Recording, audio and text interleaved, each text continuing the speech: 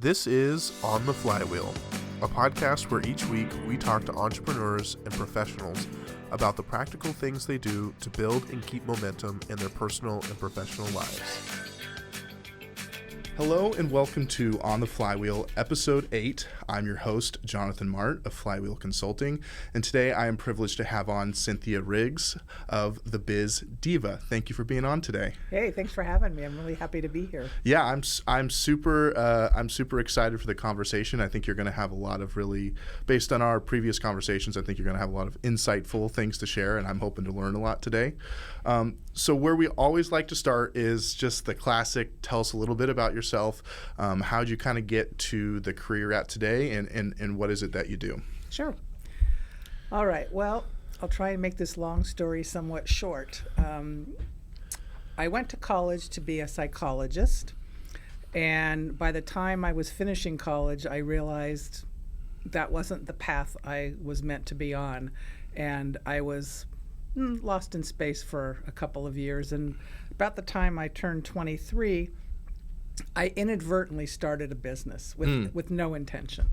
It was, I had moved in with a partner. We had way too much stuff. And back in the day, the Sebastopol flea market used to be a very cool flea market.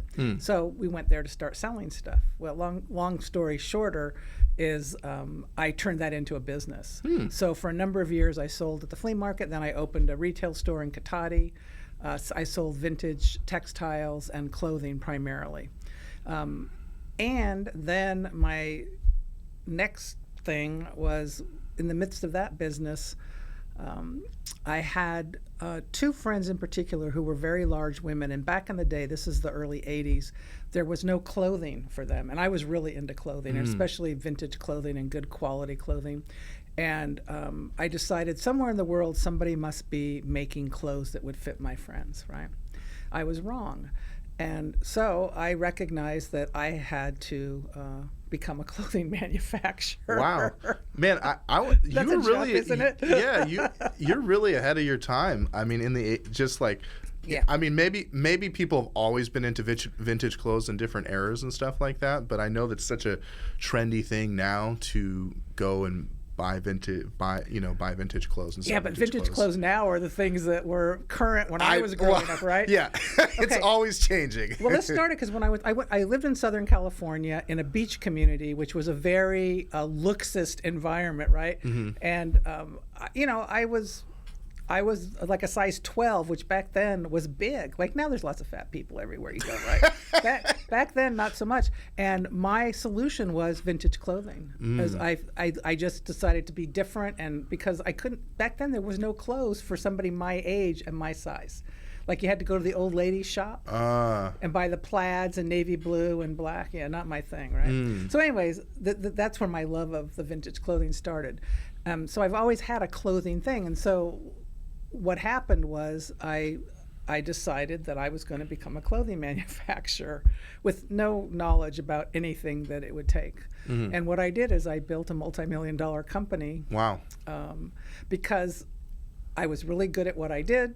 The time was right for the product, and I made a really excellent clothing line. And so, Wow, that's neat. So how was I mean, obviously, I'm sure it was more, today you'd probably go straight to consumers, but then you were going out and getting into department stores and stuff like that. No, it was strictly retail. Really? I had a catalog and a retail store. I had a store that moved between Petaluma, Pengrove, Katati, and Rohnert Park over the 20-year span of the business. Okay. So we had an outlet store, and then we were a direct-to-consumer mail-order catalog. Wow. So So you were ahead of the time that way as well. Well, there was catalogs. That's true. Happening, but for what we call plus-size women, they were really crappy clothing, really cheap, really not well made. And what I was known for was making really high-quality, stylish clothing. And truthfully, it changed people's lives because when people, men or women, get past a certain size, they don't really have access to the kind of clothes that everybody else has access to. So what we did was we provided access. So it enabled people who didn't have interview clothes to now go and apply for jobs. People who didn't want to go out in public because they didn't feel like they had clothes that were nice. Yeah. So it was a pretty big deal. Yeah, that's at the time. I mean, as someone who is also who is overweight, I know it is challenge. I mean, Anne has been tall his entire life. Even before I was overweight, it was hard to find clothes that fit me right because generally everything was too short, and then everything becomes too tight. And it is like frustrating to not feel comfortable all the time and not be able to find clothes that you like that fit you that well. represent who you are. Yeah. And again, that going back to my high school experience, what I did is my workaround was something that supported me to feel good about myself. Instead of feeling bad about myself because I couldn't look like everybody else, I just cut up my own niche and did my own thing. Yeah. I remember my grandmother, she was like, why do you want to wear those clothes? Like, we're so happy we don't have to wear those clothes. I need to see a picture now at some point. That would be awesome. Yeah. So you take this business, you grow it. How was it? Just strictly word of mouth that people found out about the catalogs and stuff? How did you grow it? Because it couldn't have been all retail, like a physical retail location. Yeah. No, the reason I wanted a mail order business is because at the time I was thinking about leaving California. I was in my late 20s, right, when this was all happening. Mm-hmm. And so I didn't want a business that tied me geographically Okay. to California, right? And now I ended up never leaving California, but that's a whole other story. And what I did is I was traveling. Back in the day, there was women's music festivals. There was one in Michigan, New York, the Midwest, California, and I started taking this is like the prototypes of the clothes and like the very beginning and selling them at these festivals. And it sort of started out with this army surplus pair of pants that we called parachute pants, and they were I don't know where they came from, but they were drawstring at the waist and drawstring at the ankles, and they would fit like the skinniest person, and they'd fit a pretty big person because they were expansive things. Mm-hmm. So we dyed them, garment dyed them, and we sewed pockets. We cut up other pants and sewed pockets on them, and like they were the hottest thing. I would sell out like in So were you hours. making the clothes yourself as well? Well, they were army surplus. We were buying them army surplus. So Okay. but we were dyeing them and sewing pockets on them, right? Wow. And I would sell out within hours when I would go to these festivals. And that's sort of where my mailing list started. I think I started with a list of about 1,400 people. Wow. 1,400 people, yeah.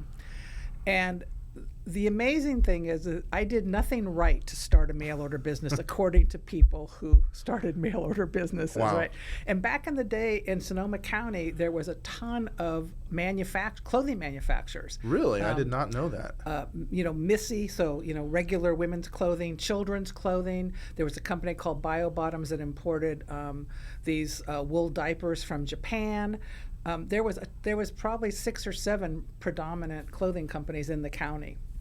And so I relied a lot on the expertise of some of these other people to help me because I really did not really know much about what I was doing, right? Yeah. So. Were they pretty generous in sharing their Well, I knowledge paid with you? some of them, and some of them were helpful, and some of them, Okay. worked for me per period. They'd come in for a period of time and work for me to help Gotcha. me. And I'll just tell one funny story is that, so one of the ways that you traditionally build a mailing list in mail order is that you buy other people's lists, right? And the truth is you have to be of a certain size for somebody to want to sell you their list because they're not interested in helping you get off the ground or, whatever. So one of the women from Bio Bottoms who worked with me, she was telling me I was doing everything wrong, very nicely, but nonetheless. And she said, you have to rent some lists. You have to build your list until you need to get people. So it was expensive because one, you have to buy the names, and then you have to produce the catalogs and mail the catalogs, right? So for me, it was a lot of money.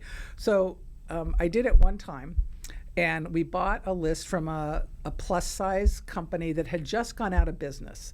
So the names in theory were current, and we bought 5,000 names, which again, drop in the bucket. Like, these big companies buy hundreds of thousands of names, right? Right.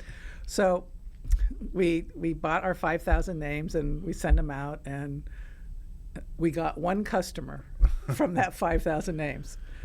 It was a woman and a mother and a daughter who lived in Santa Cruz, and they were for all the years that I had the business, they were our best customers every year. They bought more clothing than anybody else that we sold clothing to year after year after year. So even though we got one customer only, we got like one really good customer. So, yeah.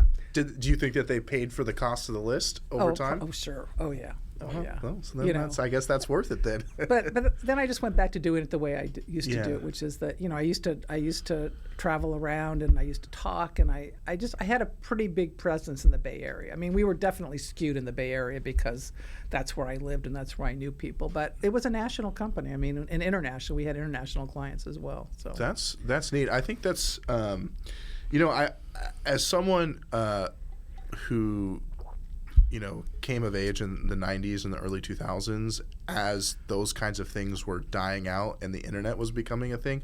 I had magazines where you could like order stuff from the back of it and things like that.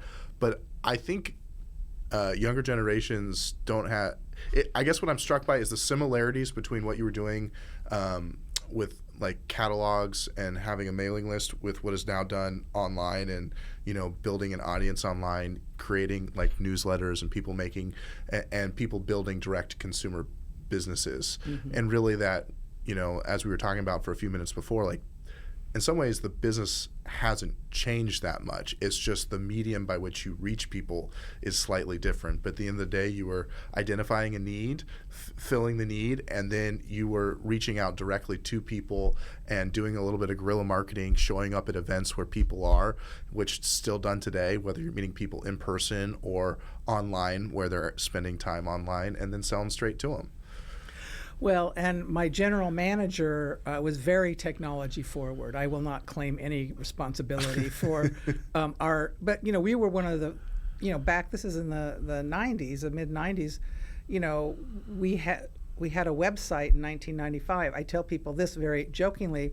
Our shopping cart cost us $100,000 to develop because there was no on-the-shelf, go pick which shopping cart that you want. I believe it, yeah. And what people did is they still relied on the catalog. Like, again, the more, I don't know, I guess friendly with technology, progressive people, they'd get the catalog and then they would go and order online. But back then, nobody was using the internet like they're using it today. It wasn't the go-to place to do everything, right? So we were sort of in that beginning of the internet. Like we were, I wish that I had I wish that I had had the realization of what I could have done to make money back then, because I could have bought URLs, like, everything was like just breaking open. Yeah, right? 1995 is very, very early to be having a website. Yeah, well, on a shopping cart, a website you can actually go and buy something. Yeah, because it was a long time before people really felt comfortable regularly purchasing online too. Like, even Amazon, I think wasn't around. I think they started in '97. 90s, late '90s. Yeah, so and they're really the ones that really help make people comfortable spending money online. Yeah, it's just like going to the store. Yeah. Yeah. So that's interesting. Of course, buying URLs, domains, and all that kind of stuff. It's hindsight's 2020, right? Oh yeah, I could have started PayPal because again, when I used to do house parties and I would go like when we were getting rid of the past season's clothes, we would do these. We'd go to Berkeley and we'd rent a hall and we'd have these big events, right? We had to swipe everybody's credit card by hand. Oh, with the carbon copies. Take them back and put them in manually because the bank would not give you any ability to accept people's credit cards, right? And see, again, if my brain had connected the dots between, look what technology can do and look at the problems that it's solving, I could have been very wealthy. That's how I look at it. But yes, it is hindsight, certainly, right? Yeah. So tell me then how you got from doing your clothing company to Biz Diva today. Sure. Yeah. So I had Making It Big. That was my name of my company for 20 years. That's a great name. Yeah. I love it. I know, double entendre. It was good. Yeah. One of my friends came up with it. So I had it for 20 years. And the last few years, I was done. Like, I had hit my wall of ability, of, I didn't know how to take it to the next level, and I frankly wasn't that interested. Like I had a really good run, and I feel really good about what I did, and then I was just sort of done. Yeah. What the piece of information I will offer your listeners here is that you really need to have an exit plan, because I feel like I screwed myself royally by not having a clear strategy for how I was going to exit the business. And if I had a plan and had been more comfortable talking to people about how I could do it, I was embarrassed. Like I didn't feel like it was okay for me not to want to do the business anymore. Interesting.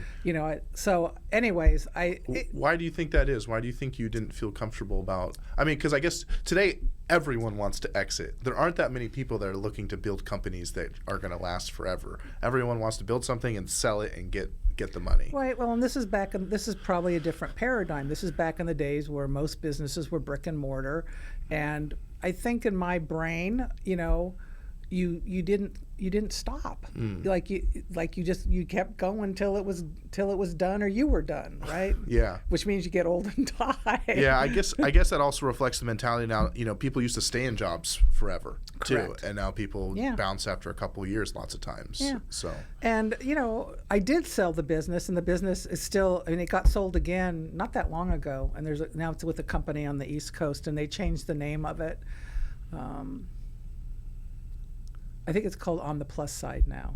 Oh, I don't think it's as good as what the they did. original Well, name. the thing is, we were a made-in-America company, natural fiber clothing. We had a lot of principles and values. The woman who bought the company, everything started getting made offshore. They weren't natural fiber. It changed the whole. Right.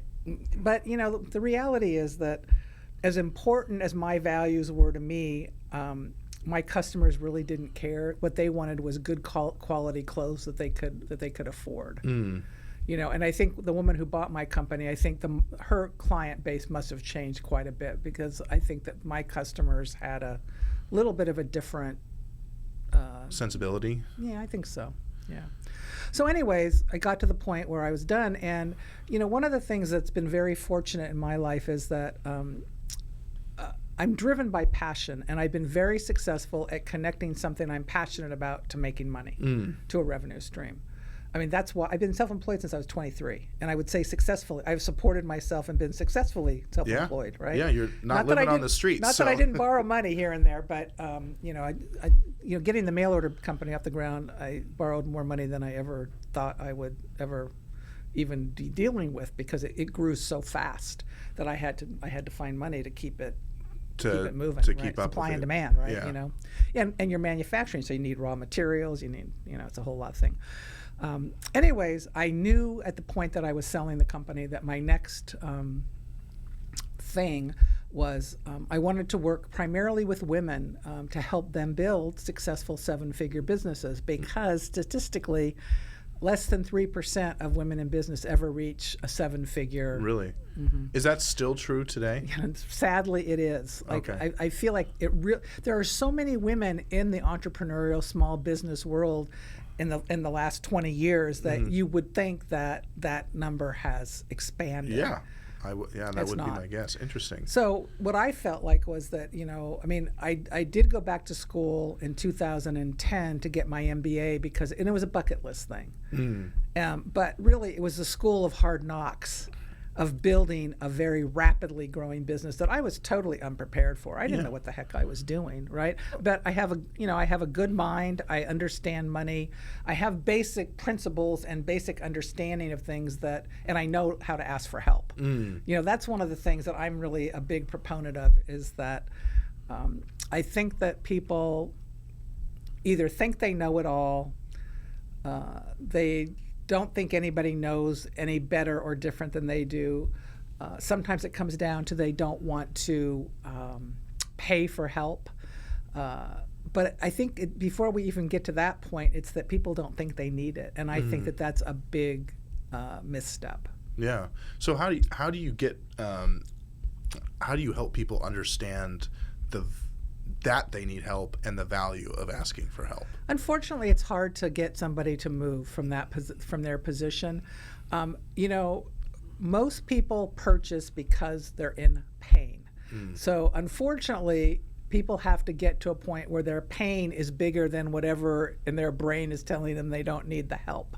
So maybe their debt is increasing, maybe their profit is shrinking, maybe their client base is changing, maybe their big hurrah is winding down. It's typically something that they didn't expect to happen. Yeah.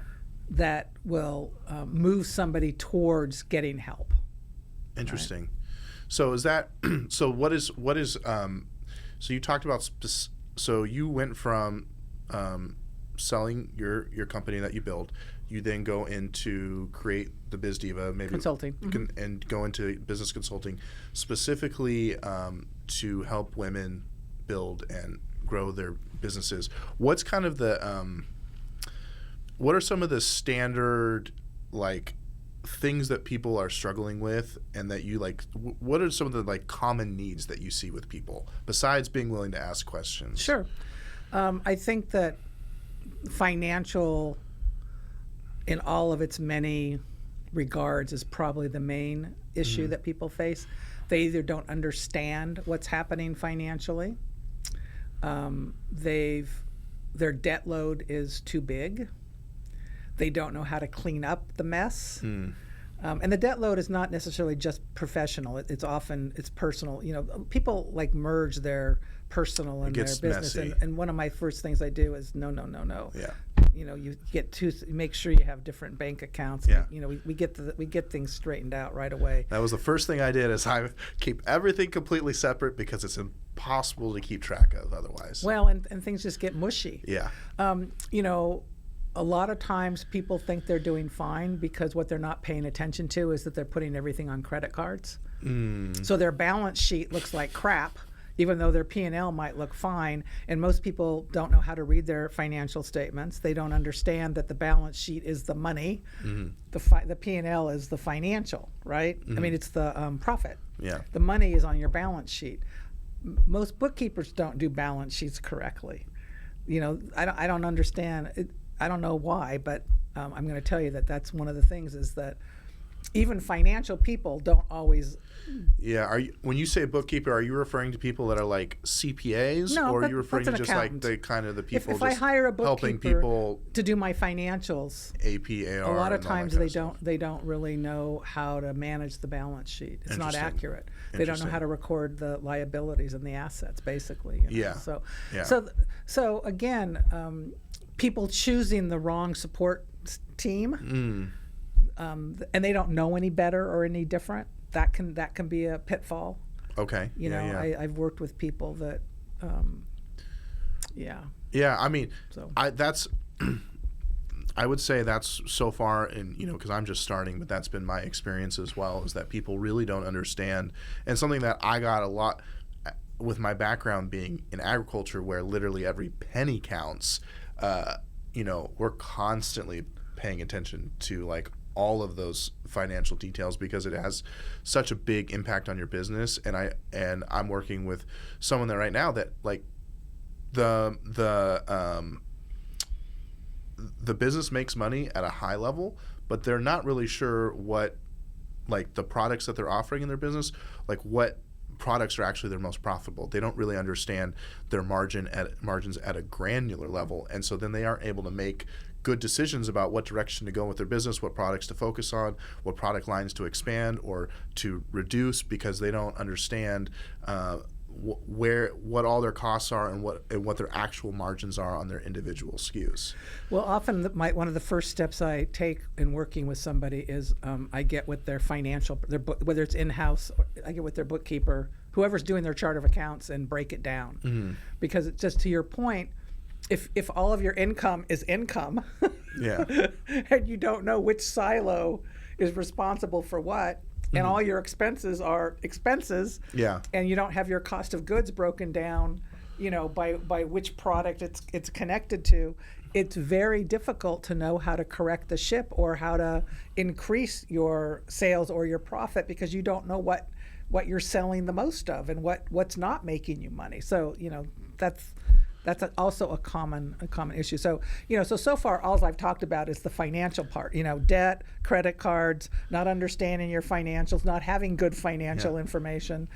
Well, I mean, that's where it starts, right? Businesses at the most basic are money in, money out. And people don't like that. They like to live in denial. I mean, it's fascinating to me how people can separate the reality of their financial doo-doo, I'm going to call it, from their perception of how things are going. Interesting. And, so being the bearer of the bad news isn't always somebody's favorite experience, right? Yeah, I believe it. I believe it. So I guess I have two questions around that. Like, the first question is, like, how do you handle that, right? How do you help people come to terms with that denial and that they're in denial? It probably doesn't literally come to as clearly as you're outlining it, but again, people have to feel the pain point. Or I'm thinking about people that I've helped build 7-figure businesses, all of whom, not all of them, many of whom were under 6 figures when I met them, some of whom were already into 6 figures when we built. And the two main things that I noticed was, one,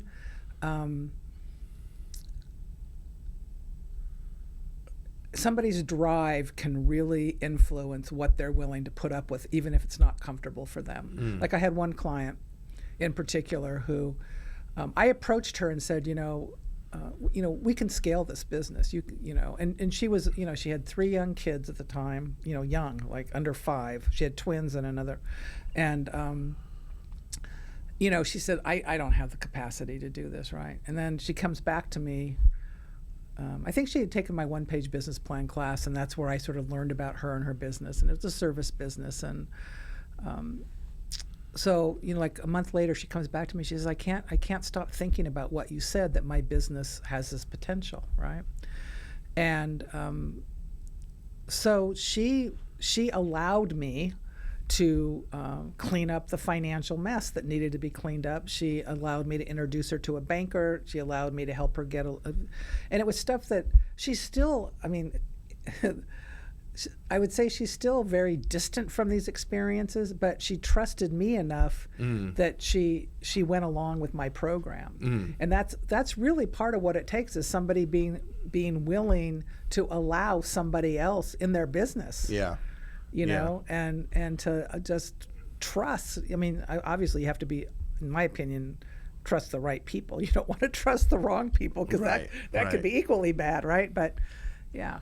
So that's one thing. And then the other thing is that when things get so bad for people, like 2 of my larger clients over the years, that had high 6-figure businesses, like one of them was using bouncing checks as a way of floating her cash flow. Wow. Couldn't make payroll. Successful business, but that's a stressful way to live, too. Yes. At the most basic, that just is not a fun way to run a business or to live, is always having to be worried about cash, like worried about how you're going to pay people. Right. Well, her daughter was my client, and her daughter kept talking to her mom, different businesses, and her daughter kept talking to the mom. And so finally, after years, it was several years, the pain got so bad. And, within not that long, I got a good bookkeeper in. We cleaned it up. We turned the business around. It's now, I don't know, they're probably up towards $5 million now in revenue. Wow. And they were like maybe 700,000. That's that's awesome. And then another client that had been over $1 million at one point, but it had dropped back down. And it was a service business that had a very small profit margin. And her in-house bookkeeper, who had been with her for years, who really sort of ruled the roost, sort of missed some very basic financial components that kept the business in this really difficult and challenging place. So allowing me to come in and shift, like basically you have to raise your prices. Yeah. You have to. Yeah. Doesn't matter what you want to do or don't want to do. If you don't raise your prices, you're not going to have a business. Yeah. And then gradually you step into that and then you get better at it, and then, then you realize that you're the cream of the crop in this service and you deserve to be paid that much money, and that's how you're going to have a business that's going to actually be successful. I mean, that's such an important thing too, is that and I've had several conversations with people recently about that, like understanding if they're charging enough, and going back to the whole cost thing and understanding, the margin on their SKUs and stuff. I'm like, how do you actually know that you're charging enough or you're making enough money on these things? I mean, some of it you can go out and see like what your competitors are doing in the marketplace and understand what that burn is, but you have a unique product, and it really doesn't matter how much, like if you're not making any money on it, and then then you have to raise prices. If there's no room to raise prices because of you're already at the maximum the market will bear, well, then you need to make some decisions based on that. There's no point in continuing to make something you're making no money on, but you can't do that until you begin to understand those things. So I think the other part of it, which you've already touched on, is just it seems like a big part of what you do is the managing kind of the psychological element, the mental element of running the business. What's that like?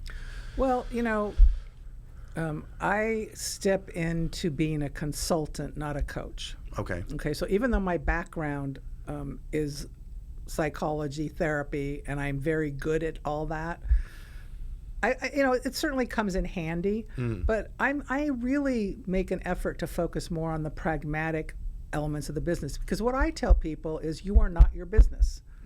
Your business is an entity outside of you that you need to treat with respect and regard, regardless of what is going on in your life, regardless of what you think. This business deserves the best that you have to give the business, and that's how the business is going to thrive. If you're intermeshed and all of your personal problems are part of all of your business problems, it's going to be very difficult for you to be successful. Yeah. You have to treat it really, like a job. Like it's you're over here doing this, but this is over here doing its thing, right? And it's reliant on you to support it. You have to resource your business. Yeah. Again, regardless of what's going on in your personal life. Like maybe you have to make hard decisions about how you're going to spend your money because the business might need some money. Right. And that means you might have to do without whatever it was that you were thinking was your next step in your life, whether a car, a house, a new wardrobe, a trip to Europe, whatever, know. And people really have a difficult time with this because when you're self-employed, you typically work very hard. Right. And then you want to reward yourself. And it's not that you shouldn't. It's not that it can't happen. But the business is your meal ticket. And so if you're not it's not about whether or not you deserve it. Correct. Yeah.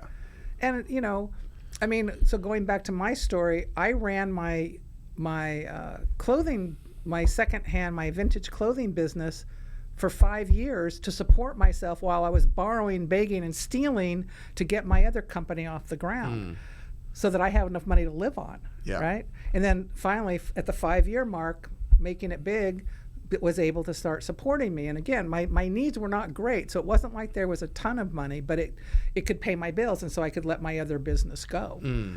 So, what I always tell people is like, don't give up your day job until your business is really able to take care of you. Yeah. And again, a lot of people leap into the business like in 5 minutes they're going to have a 6-figure business. And, it's a 3 to 5 year window to get a business typically to find out if it's actually going to go and if it's actually capable of supporting, being profitable. Yeah. Right? Yeah. Most businesses don't make it. And again, the internet has confused everything. I'm really a brick and mortar person, and I really understand brick and mortar. The internet makes it seem as though it doesn't, without any resources, you can build something. Yeah. You don't need money. Yeah. You don't need time. You don't need energy because it's just all going to magically happen, right? Right. You're just going to instantly hockey stick with whatever you decide to do. And I one of the things I probably say most often is, you have to give it time. Yeah. Nothing bad is happening. You're in the cycle. Yeah. And this is appropriate for the cycle. Yeah. Yeah, it's not where you want it to be. Yeah, it's not doing what you want it to do, but it doesn't mean anything bad is happening. Because again, pay me $10,000 and you'll have a 6-figure business tomorrow. Pay me this and you'll have that. That's a lot of the chatter that goes on, and people buy it. Yeah. Yeah, it's so interesting because most of the people that are successful online, when you hear them do interviews and talk about what it took to become successful, they were grinding in anonymity for years on their business before it started taking off. Correct. It was not it from an outside observer, it feels like an overnight thing. They just showed up one day. Yeah, right? exactly. But when you hear people talk about it, the exception is by far overnight success. Almost 99% of people that are successful had to work at it for a while, and sometimes it happens faster than others. But at the end of the day, like, you have to put time and effort in order to be successful. And you usually need money. Yes. So I think one thing I want to touch on real quickly because we are getting to the end of our time, is what's kind of the normal. You talked about it a little bit, the normal process that you walk people through to kind of help them build and grow their businesses, at least at a high level. Well, it depends on what the state of the business is. Again, I like businesses that are already up and running, have skin in the game. And I would say that one of my particular strengths is I'm really good at turning things around. Okay. So, because what I count on is that the business owner has the passion, has the drive, has the right personality characteristics for building a business, and their product or their service has the right components to grow. You know, not everybody's business does, and not every person has the capacity, right? And again, that's a misnomer. Not everybody can build a 6-figure, let alone a 7-figure business. Not every product or service can scale. Right. You know, I mean, one of the things I talk a lot about is that your business needs to build beyond you if it's going to grow. Otherwise, if it's a fee-for-service business and every dollar you make is based on an hour of your time, you only have so much time. Yeah. Like, one of the things that I learned years ago when I was in the one-page business plan, when I was going through the training, Jim Horan, the gentleman who was the one-page business plan, had this this really simple little sheet of, you put down, you know, pay yourself for sick leave, pay yourself for vacation time, pay yourself for how many hours of consulting you're going to do. And the long and the short of it is that you really needed to make about $300,000 a year to fully serve yourself as a consultant. Right? And that's a lot of money for somebody selling their time. Yeah. And so his whole point was, you have to do more than sell your time. You have to figure out what the paradigm is that will allow you not to be a fee-for-service person, because it's very hard to have the life that you might envision for yourself if everything is tied to you. So a lot of what I do is I get people to understand that they have to delegate, they have to hire, they have to grow. And they have to move outside of their comfort level. Because that's typically the issue. Yeah. People are uncomfortable. They're used to doing everything themselves. They're in charge of everything. They know everything, and you have to let it go. Yeah, that does seem to be a common theme with folks. Is like, when you're starting your business, and 90% of the time it's just you in the beginning, introducing new people in and then letting go of control of pieces of your business to other people is very difficult to do, because you feel like no one else can do it as well as you do or cares as much as you do. So how do you help people like navigate that and learn the delegation aspect of it? Well, I probably require it. You know, I mean, I'm pretty firm. I'm pretty direct. I'm not coaching. Well, what's going to make you feel good? Like, no. I'm really about the business. I'm not so much about you. My goal is to take this entity and help the business get where the business has the potential to go, regardless of where you are, because you could be the anchor on the business. Yeah. But again, you have to get me well enough to say, well, this woman knows what she's talking about. So maybe, you know, even though this is really hard for me or I don't even understand it, I'm just going to, let's see what happens. You know, so I think I have to take charge to a certain extent. Okay. You know, that I have to have a pretty bold footprint. You know, again, going back to the clients I was talking, like the one that had the in-house bookkeeper who sort of ran the place. You know, I mean, that was like a 10-year relationship that I had to and it took probably several years to get that person moved out, because the pain point had to get big enough where my client was willing to let go of her key person who she had a personal relationship, she had a professional relationship, she counted on her to admit that she'd been making a mistake having this woman be her main person for all those years. I mean, that's hard. Yeah. You know, it's tough to come to terms with those things for all of those reasons. Yeah. So part of what I think that I do is that I perhaps paint a more realistic picture than most people have in their heads of if you don't do something different, this is what's likely to happen. If you do something different, this is what's likely to happen. Which direction are you more interested in going? Yeah. And that gets people's attention. Yeah. Because again, they're not thinking that way, right? Yeah, it's so helpful. The conversations I have with people is one of the value I bring to you is that I am an outside impartial observer, and because people running their businesses are often too close to it, and it's hard to see things as they actually are, and just having someone come in that is from the outside asking questions about why you're doing what you're doing, just that extra perspective helps people tremendously. Yeah. See, I'm not that good at being impartial, frankly. You know, I mean, for better or for worse, because, you know, I'm sort of the mind that either you see my value or you don't. And it's not good or bad. It's not right or wrong. But if you resonate with me and you get it, then you're going to be more willing and likely to put aside the obstacles that you've put in place to move. Yeah. Right? Yeah, absolutely. Well, we could probably talk all day. Yes. So I want to bring us to you provided so much insight in this conversation, and I want to bring us to kind of just a couple bonus questions at the end that I ask everyone. The first one is, what are a couple books that you recommend or gift the most to people? Yeah. So as I told you, I did my homework on that. So one of them is called Built to Sell by John Warlow. Okay. And the reason I love this book is because you have to think about what it is you are doing when you are building a business.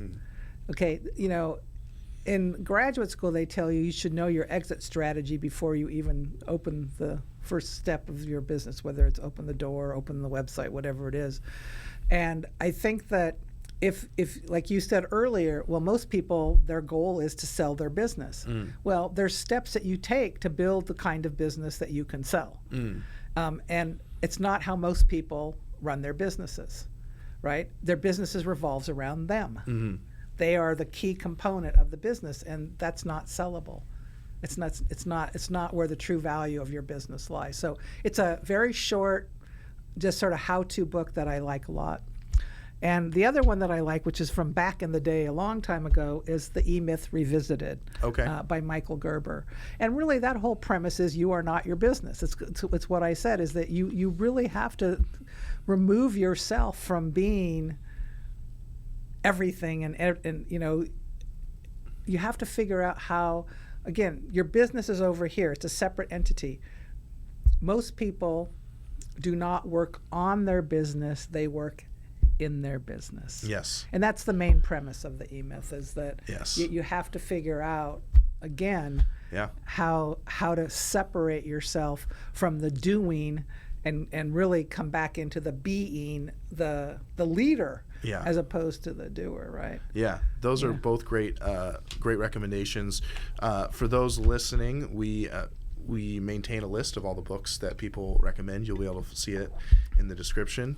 And so the final question is that I like to ask everyone is, if you could put one thing on the side of a billboard that you wanted the world to know and that you think would be helpful for people, what would you put up there? The cobbler's children has no shoes. And what that means is that most of us are stellar at what we do for other people, and we're often very lousy at doing that very same thing for ourselves. That's great. That's great. I love that. Well, Cynthia, thank you so much for taking the time to be on the podcast. Where can people find you? Please plug anything you'd like to plug. Yeah, so my website is bizdiva.biz. and that will take you to everything about me. One of the things I am most passionate about is the one-page business plan. When I sold my company and I asked myself, what was missing? Like, what would have helped me have an easier, better business life? The first thing that came to my mind was some kind of planning tool. So I went in search of said planning tool. It took me about a year to find it, and that's when I found Jim Horan and the one-page business plan. You know, Jim's a corporate guy. Jim, he passed, so he's not here anymore, but he was a corporate guy, and it was geared towards big companies. But I told him, I said, I work with women, I work with entrepreneurs, I work with small business. So I use the one-page business plan as an action tool for people who really want to understand how to paint the big picture of where it is you're going and how to put in place what are you going to do the next 12 months to get yourself there. That's so awesome. That's my favorite thing to do. Yeah, so, that's great. Well, for those listening, this has been On the Flywheel. You can find us wherever podcasts are sold. Thank you. I'm once again Jonathan Mart with Flywheel Consulting. You can find us at flywheelconsulting.co. Thank you again for your time. Yeah, happy to have been here. Thank you so much. Good day.